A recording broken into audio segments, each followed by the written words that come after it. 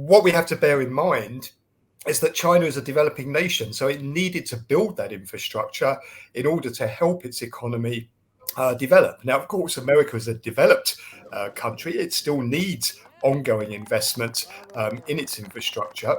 And of course, it can look at what China has done and be impressed with the vast network of transportation that it's built, broadband, and say, yes, that we need to do more there ourselves, and maybe look at what other countries have done as well and how they've chosen to invest in their infrastructure.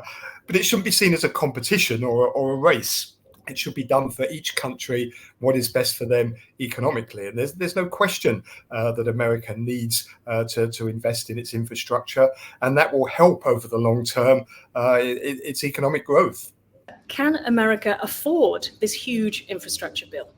But what we've got to bear in mind is that coming on top of this is another spending bill that's going to invest in social welfare, education, climate change measures. But these two bills combined do add a lot to the total debt, but also they're inflationary. And we have to remember that inflation is taking off in the US. Consumer price inflation is now at a 31-year high, the highest level since 1990, over 6%.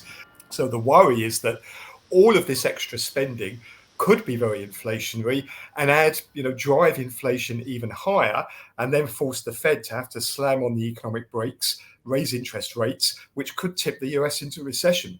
The difference with China is that it's got a big current account surplus. It's got a lot of savings that it can tap into. For the last decade, it's been a huge exporter, which has generated a lot of foreign exchange reserves. But even China has to be careful. China's debt position has increased massively over the past few years as a percentage of GDP. And people are saying they're getting to the limit as well of what they can go and borrow to fund further expansion. So both countries are in that sense in the same position.